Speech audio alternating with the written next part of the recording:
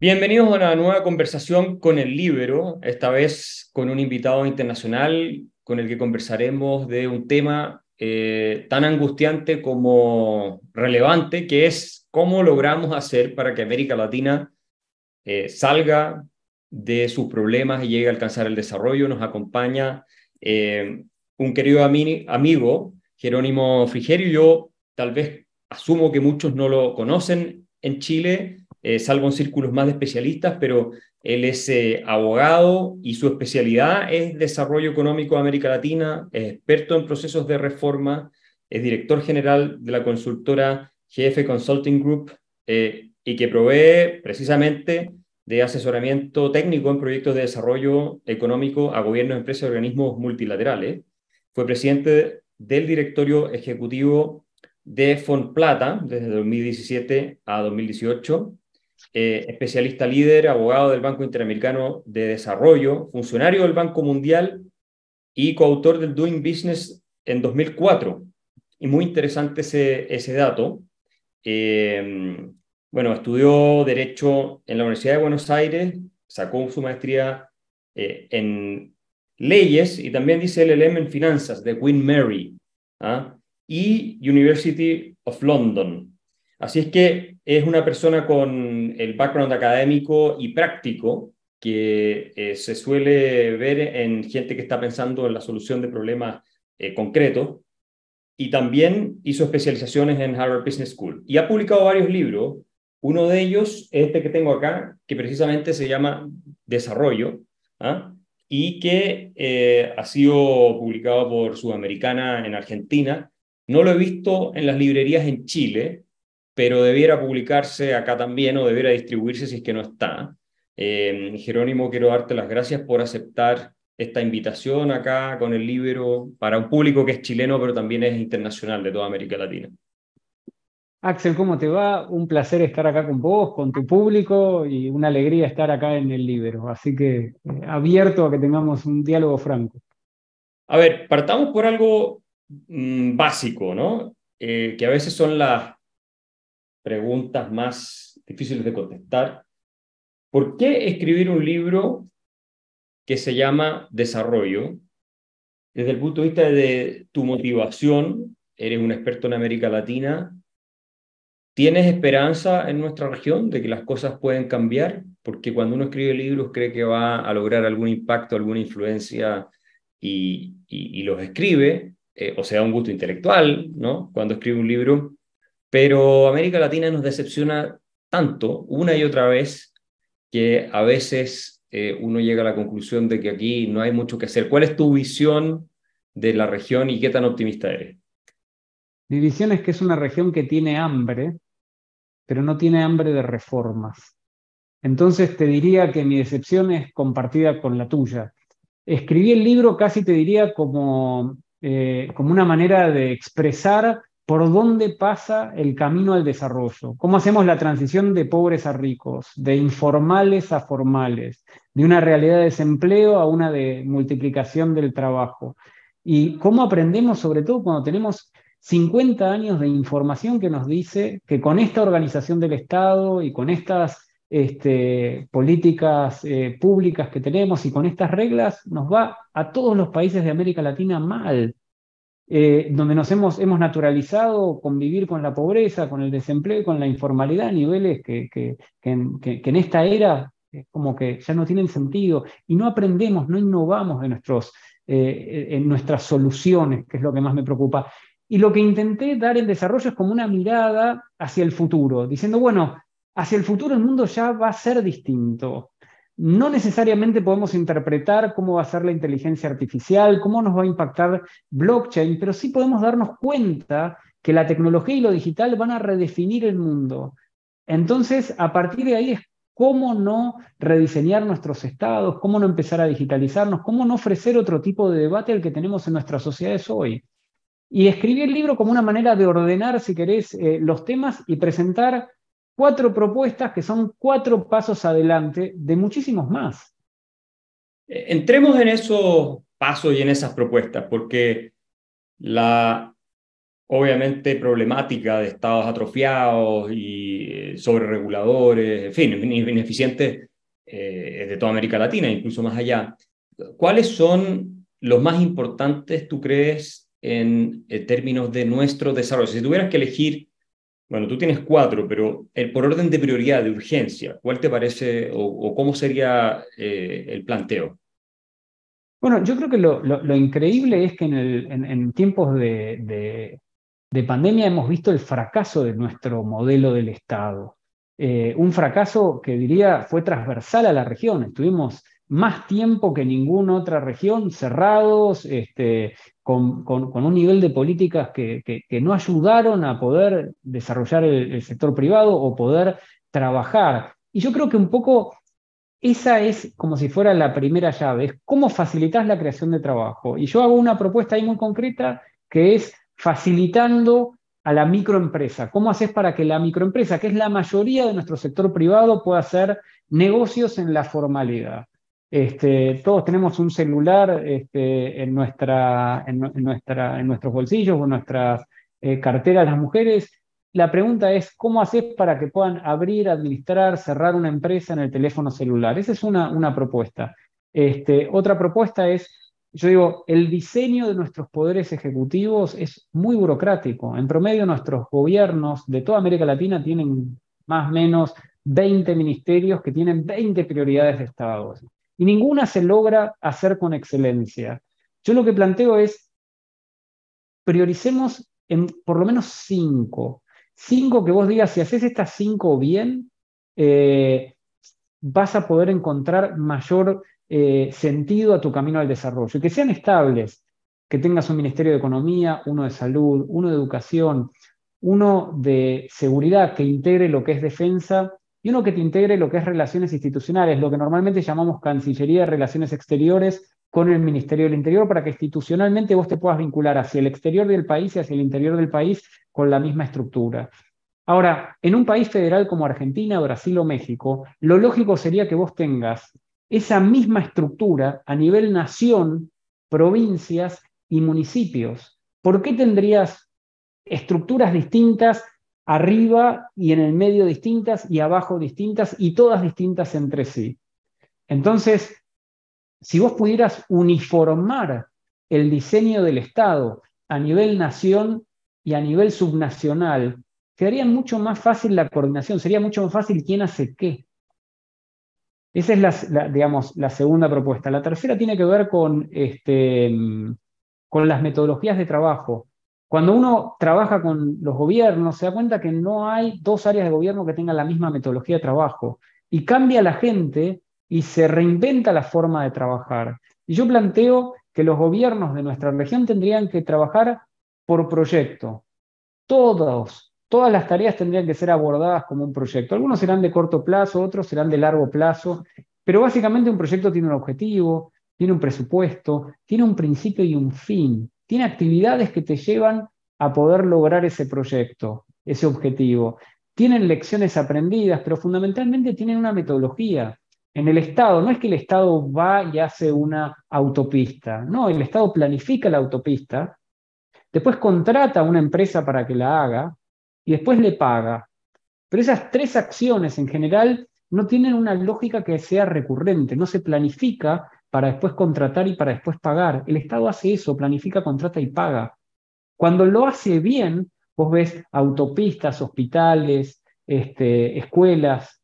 Cuando lo hace mal, ves la escuela sin terminar, ves la autopista sin terminar. Entonces, esos procesos recurrentes, si se pudieran hacer de manera simple y digital, el Estado funcionaría mejor. Y lo otro, lo cuarto, si querés, que es casi, te diría, pensado con una lógica regional, que por eso creo que la mirada es latinoamericana, es ni Argentina, ni Chile, ni Uruguay, ni Brasil, ni México lograron desarrollarse por sí solas. Hay tiempos en los que le va mejor, pero digamos, es más alta la posibilidad de que nos desarrollemos como región.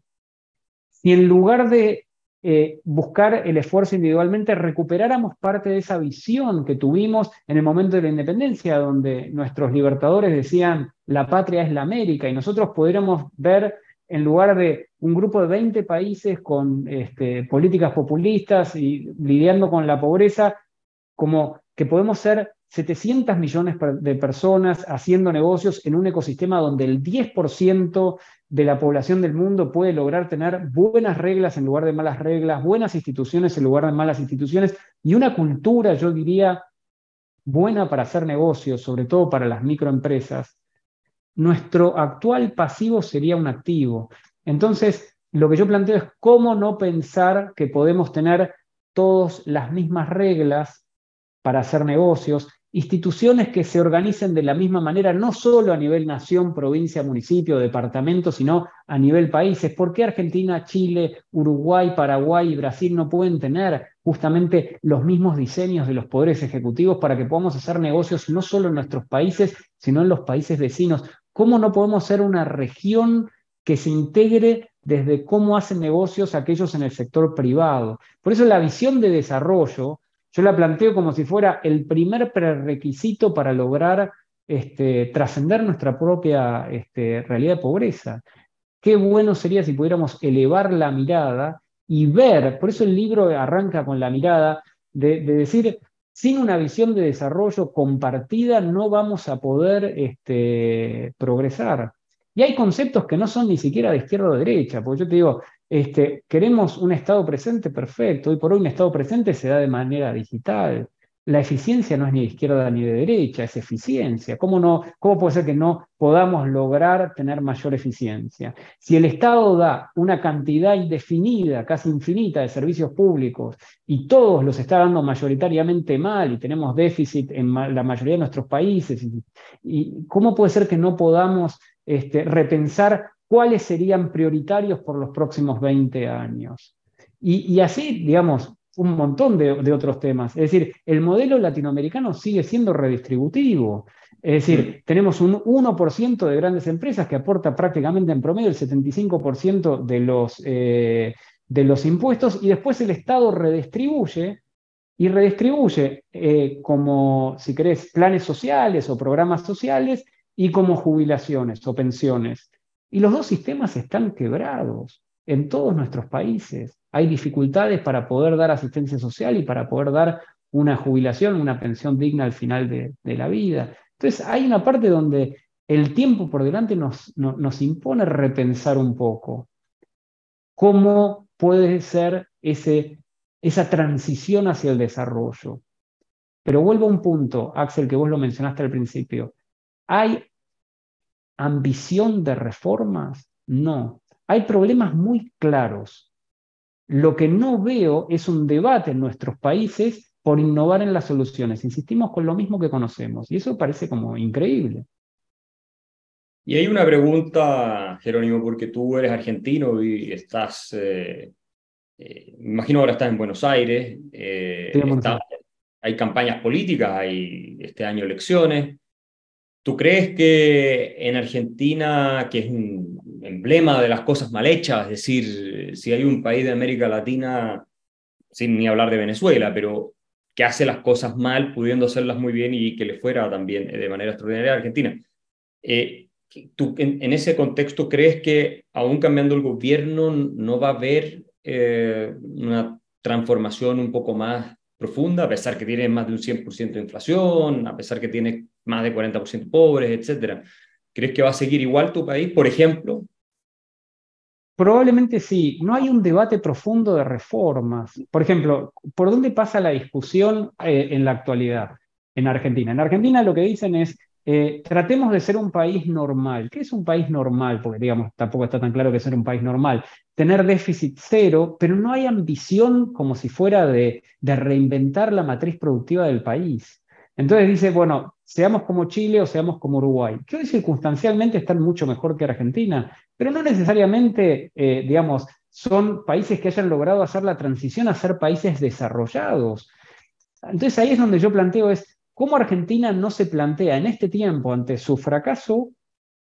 Yo diría pensar en cómo lidera su propio proceso de desarrollo. ¿Y qué es ser un país desarrollado? Es ser un país que literalmente se plantea ser parte de ese 20% de países ricos. Un país desarrollado no es un país que, por ejemplo, el otro día en una conferencia me preguntaron si la relación tenía que ser con Estados Unidos o con China, que era mejor en términos de valores y de afinidad. Yo dije que en realidad el gran tema es en qué momento dejas de ser un deudor que va corriendo atrás de posibles acreedores y cambiando su discurso para poder tomar más deuda. Argentina piensa como país deudor que toma deuda de otros países en lugar de pensar que puede hablar con Estados Unidos y con China desde un lugar donde Argentina se plantee ser un país desarrollado que habla de igual a igual con los otros países. Hoy por hoy la subordinación, si querés, es autoimpuesta, porque se elige ese lugar de no reforma. Entonces yo te diría que Argentina, ¿qué es lo que va a pasar probablemente? A mayor tiempo, sin reforma, sin innovación, sin creatividad, mayor pobreza, mayor informalidad, mayor desempleo. Yo no estoy diciendo que en 2030, en 2040 o en 2050 necesariamente esa va a ser la realidad, porque algo que aprendí con la pandemia y con total humildad es que no sé qué va a pasar el día de mañana. Pero lo que nos enseñan las últimas 5 o 6 décadas, que están documentadas con indicadores claros, es que la no acción agiganta los problemas. Y probablemente tengamos mayor pobreza y problemas asociados a esa fragilidad social. Un tema que tú tocas en el libro y que me parece muy interesante, y lo mencionaste, es el de las tecnologías, ¿no? El uso de blockchain para una serie de servicios públicos que eventualmente podrían proveerse. ¿Por qué no nos hablas un poco de, soñemos, ¿no? ¿Qué en la práctica el ciudadano común y corriente que va a ver esta entrevista y dice, estoy con un Estado del siglo pasado, que es lo mismo siempre, el papeleo, a lo sumo se usa un poco más de Internet ahora, pero ¿cómo le cambiará la vida a esa persona en cuestiones concretas? Permisología, licencia de conducir, de identificación. ¿Cómo te lo imaginas tú en una película de ciencia ficción que ojalá se haga realidad en algún minuto? Mira, ¿cómo lo imagino yo? Simple. Si el Estado quiere ser eficiente, tiene que ser simple. Yo hoy por hoy tendría que poder abrir una empresa. Suponete que vos y yo tenemos una buena idea. Vos y yo tendríamos que poder en el teléfono celular, en este momento, con el mismo tiempo que tardamos en abrir una página de Facebook o de Instagram, poder abrir una empresa, registrarla, que el Estado nos dé, por ejemplo, la contabilidad básica para poder emprender, que sin formación y sin consultar a un abogado, un contador, un escribano, podamos saber que vamos a poder hacer algún tipo de negocio y que vamos a pagar, por ejemplo, un impuesto plano de un porcentaje fijo que podamos sacar con un mínimo conocimiento de matemática. Y que si nos fue mal lo podríamos cerrar por el celular. Eso sería lo que un Estado que quiera ser simple y digital tendría que hacer. Como no me puede ayudar con financiamiento ni me puede ayudar con planes, me dé regulación que facilite que yo pueda hacer negocios. Y todos los que nos están escuchando podrían encontrar en eso un activo, un beneficio del Estado. Ahora, como eso no está pasando, de hecho yo eso es como una reforma que la he trabajado, por ejemplo, en un país muy pequeño que se llama Belice, que hemos diseñado una ley y la tecnología para poder implementar eso, todavía no se aprobó, pero está diseñado. Pero la mayoría de los estados que se enfrentan, que siguen le imponen digamos, a todos esos emprendedores las mismas reglas que para una gran empresa. Entonces tienen que ir a buscar un abogado, un contador, un escribano, entender la diferencia entre una sociedad de responsabilidad limitada y una sociedad anónima, entender los impuestos, entender las regulaciones, los permisos. ¿Y qué es lo que creció?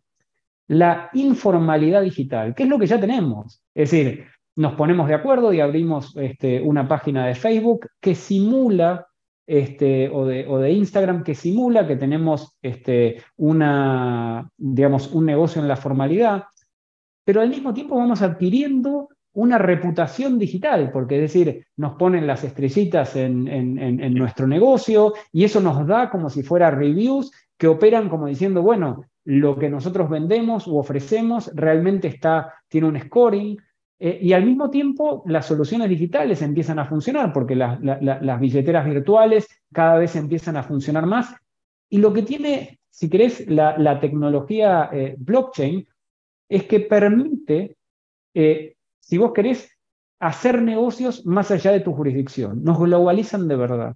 Nosotros, si querés, en los 2000 aprendimos lo que era la globalización. Una globalización que se nos decía, bueno, en esta globalización los países y las grandes empresas van a hacer negocios y va a haber beneficios para todos.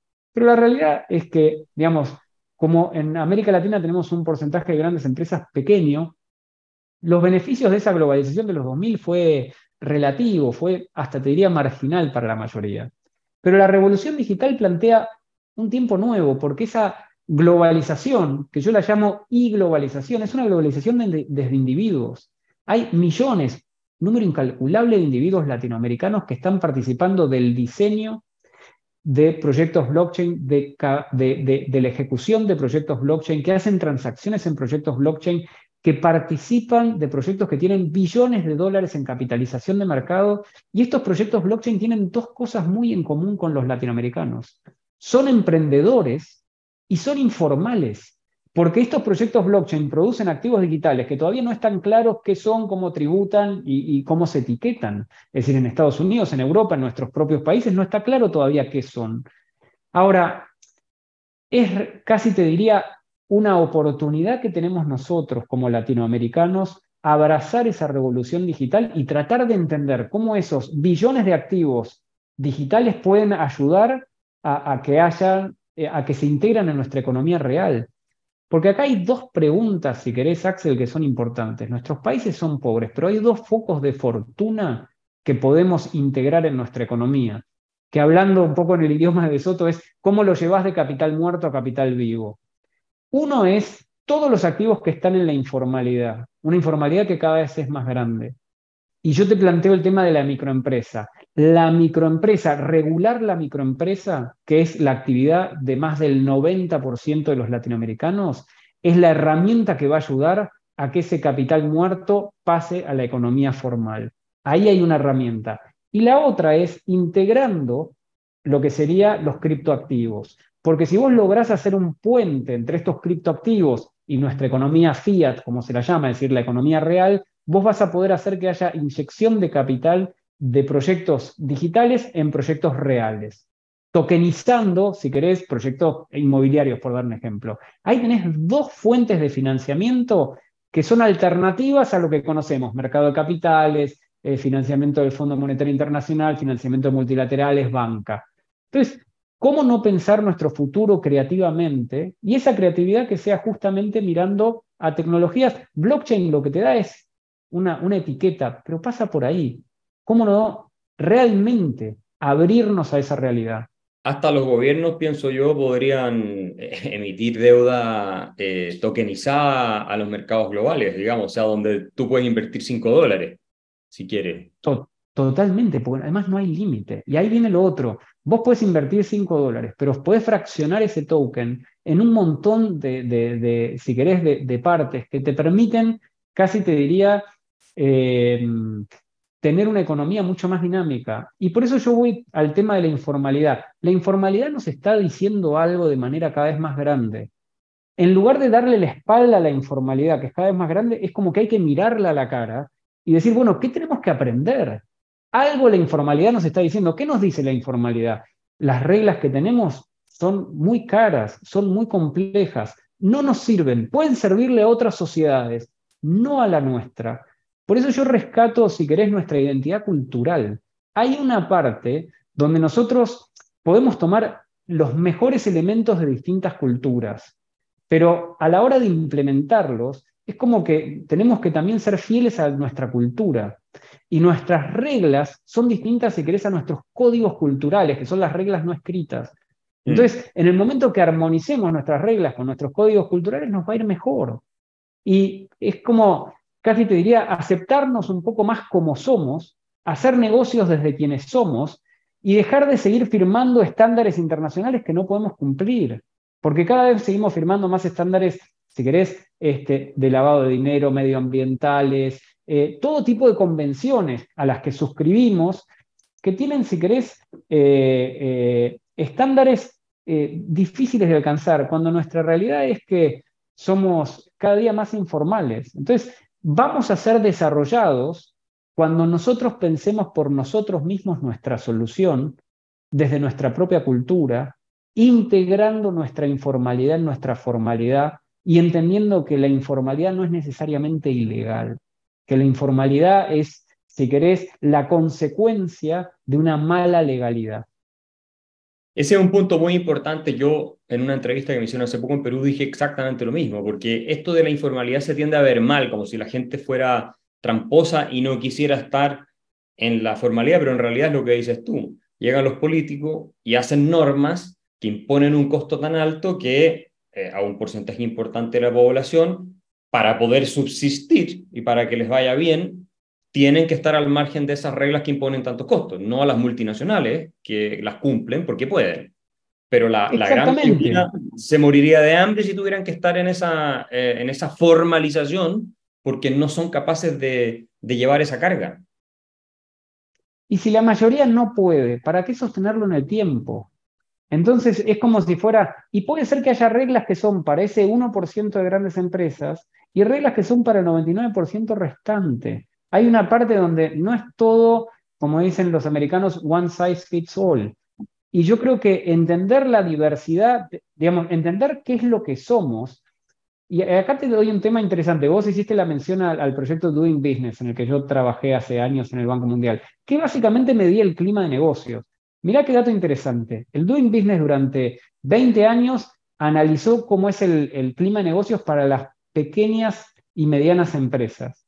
Y cuando yo decidí escribir el libro anterior, el primer libro se llama Simple, lo primero que hice fue cuestionar justamente el objeto de esa tesis, porque lo que me di cuenta es que la regla en nuestros países no es la pequeña y la mediana, es la micro, es más pequeña todavía. La gran mayoría son de menos de 5 personas, y te estoy hablando de 90-10 las proporciones. Entonces, la mayoría de nuestras empresas son, te diría, un matrimonio, dos amigos, una persona sola. Tenemos unidades económicas literalmente en su mínima expresión como regla en todos los países de la región. Hasta que no entendamos que ese es nuestro agente económico que hay que regular y escalar, y sigamos pensando como que, bueno, en el fondo nuestras empresas no crecen porque son malas, no, no crecen porque es imposible crecer en la formalidad en este ecosistema. Claro. Algo tenemos que aprender. Entonces, ¿cómo no hacer un ecosistema para que puedan crecer? Y la revolución digital ofrece eso. Y ahí es donde yo creo que, eh, yo diría, el latinoamericano y la creatividad latinoamericana pueden aprovechar esta revolución digital que no está claro además cómo va a ser, porque lo mejor que tiene es eso. El mundo está en una instancia, si querés, caótica, de incertidumbre total, pero no deja de ser la frecuencia en la que los latinoamericanos hemos casi convivido toda nuestra vida. Somos expertos en incertidumbre, somos expertos en ciertos niveles de caos. Es como que esa frecuencia puede ser buena para nosotros, para despertarnos. La pregunta es, ¿qué nos hace despertarnos? Esa es la única que, si querés, como decís vos, puedo escribir los libros, pero no encuentro el botón que despierte el debate real para la reforma. Siento como que somos un continente que duerme la siesta. Duerme la siesta y casi te diría pensando que el día de mañana, por algún motivo ajeno, las cosas van a mejorar casi por coyuntura, como si el desarrollo fuera un proceso que se da por el paso del tiempo en su propio tiempo.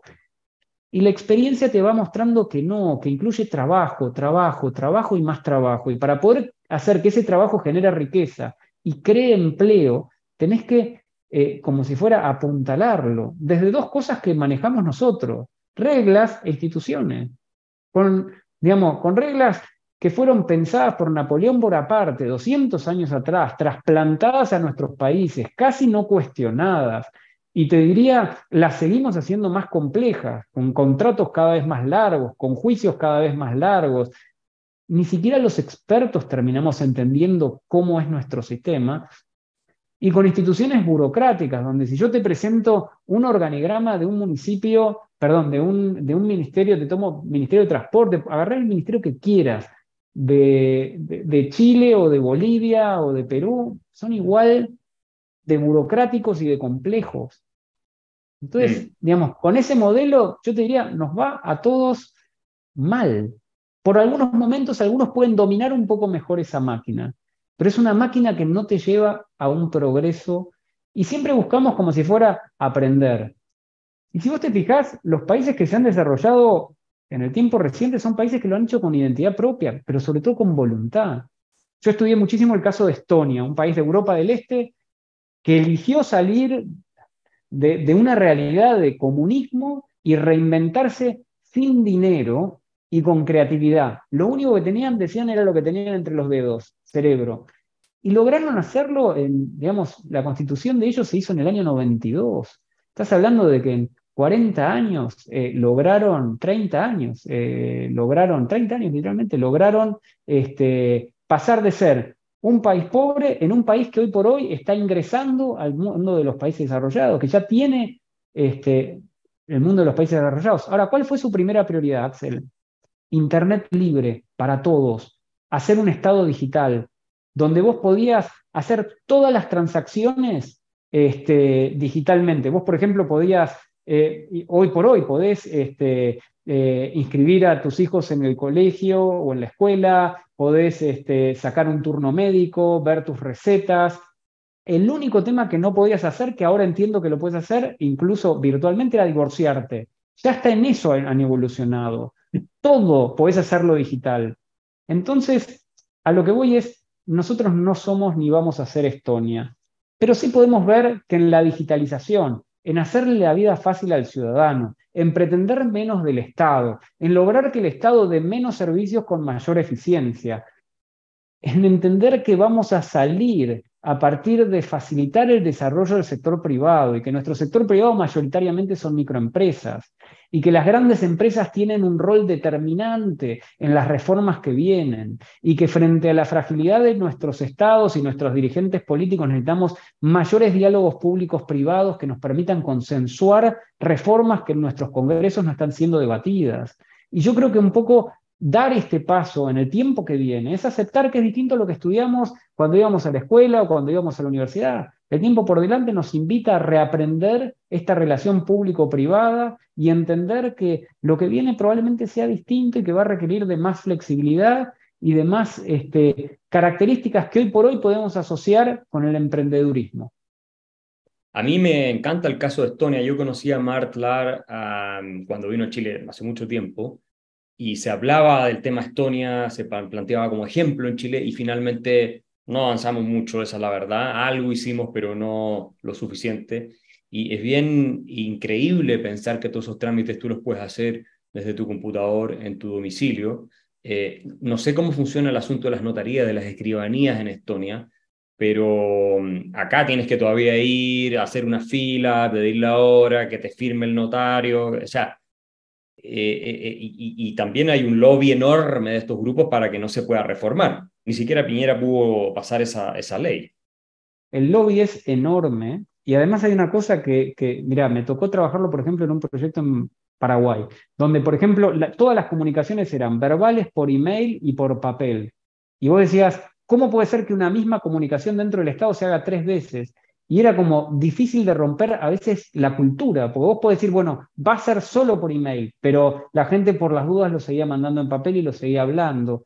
Y el tema notarial es como si fuera, vos podés eliminar el requisito, pero la gente igual por un tema cultural va a seguir yendo al notario.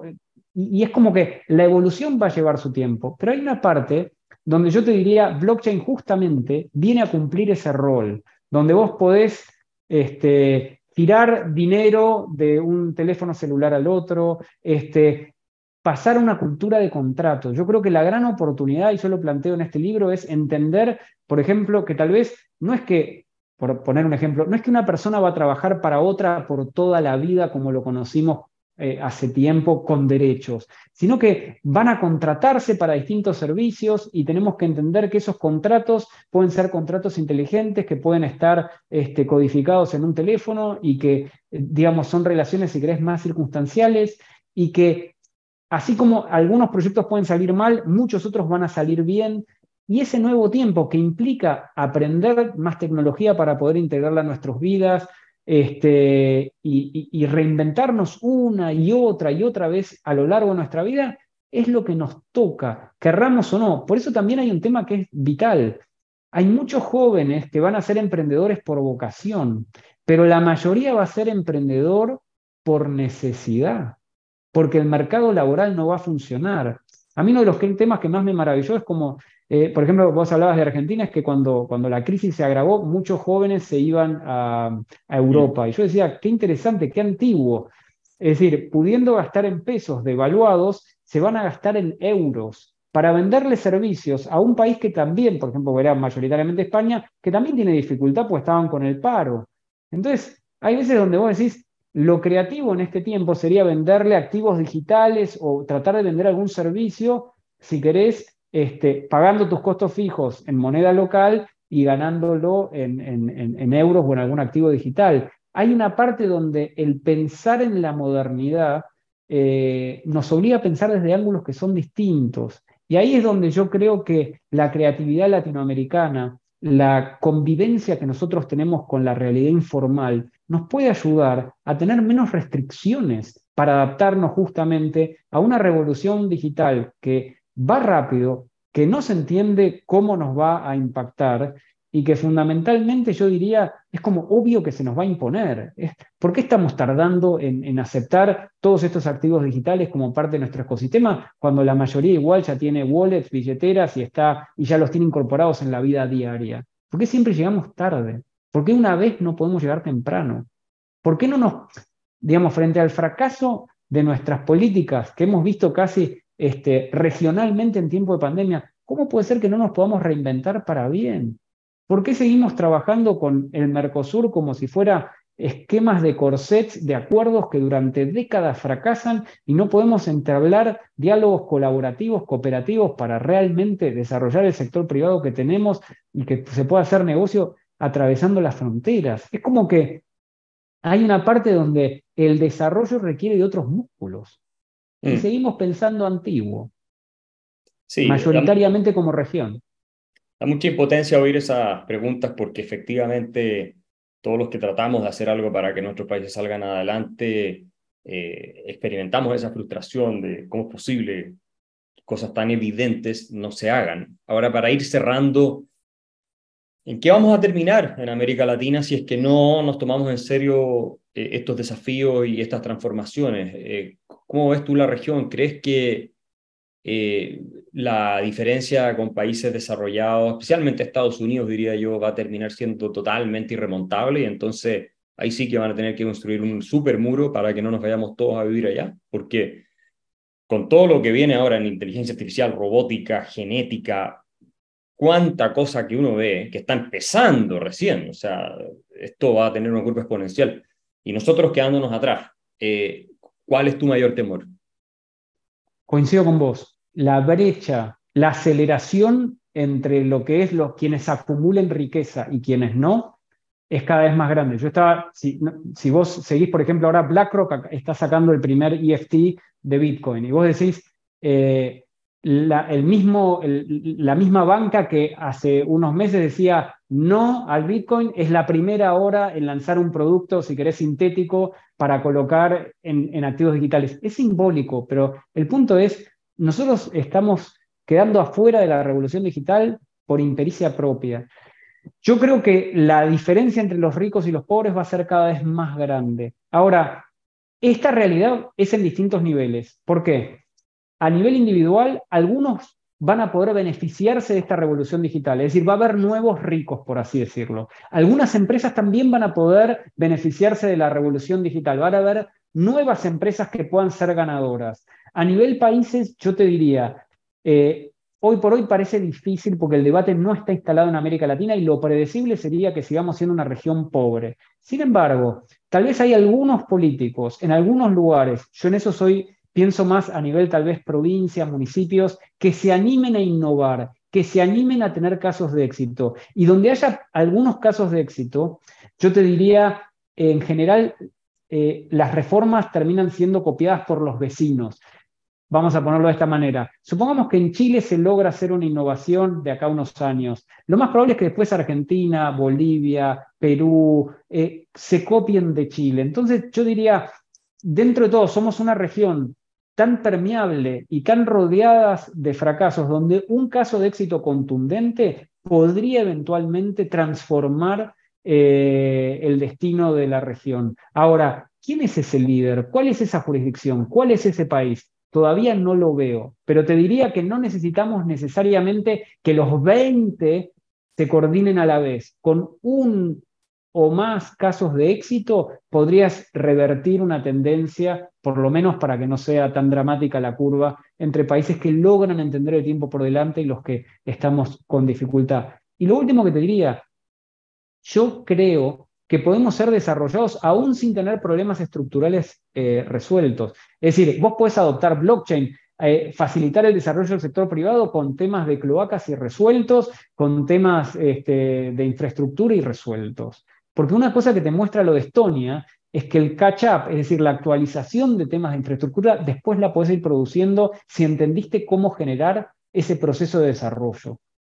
Ahora, si no generás riqueza, estamos todos redistribuyendo lo que queda del modelo empobrecido que hemos diseñado y administrado durante tantas décadas. Bueno, hay un chiste en Brasil que dice que Brasil es el país del futuro y siempre lo será. Esperemos que esto no se nos aplique a nosotros como región en las próximas décadas. De lo contrario, vamos a terminar mal, tal cual tú describes. Y que haya algún líder que sea capaz de básicamente marcar el paso para el resto de nuestro continente. Yo no veo por dónde, pero puede ocurrir. No es imposible, ha pasado antes y puede volver a ocurrir. Pero hay una cosa que es frustrante. Yo a veces te he visto, Axel, en definiciones que son como muy básicas y es como que, y vos decís, ¿cómo puede ser que estés en conceptos, y vos decís, y los tenés que explicar una y otra vez porque vos te das cuenta que el interlocutor no los está viendo? Y hay cosas que están probadas y vos decís, ¿en qué momento se produce ese clic para no estar cuestionando cuestiones básicas? Como que el sector privado es el que genera trabajo y multiplica la creación de riqueza y que la informalidad te está diciendo algo. Entonces, yo espero que ese lugar de debate más real de reformas llegue, pero al igual que vos, con los años me he convertido en un profundo escéptico y en un gran realista. Entonces te diría, con reformas podemos tener un mejor destino. Sin reformas, la pobreza, y te diría un mal destino, está garantizado en el colectivo, por más de que algunos individuos puedan encontrar enormes oportunidades en la revolución digital por delante. Bueno, y con esa advertencia, Jerónimo, te queremos agradecer por haber participado una vez más en otra charla de libro o conversación, más bien, y te dejamos extendida una invitación para una próxima en que tratemos temas también similares al que hemos conversado hoy. Así que muchas gracias. Gracias a vos, Axel, y gracias a toda tu audiencia. El Líbero, la realidad como no la habías visto. Haz que estos contenidos lleguen más lejos haciéndote miembro de la Red Líbero.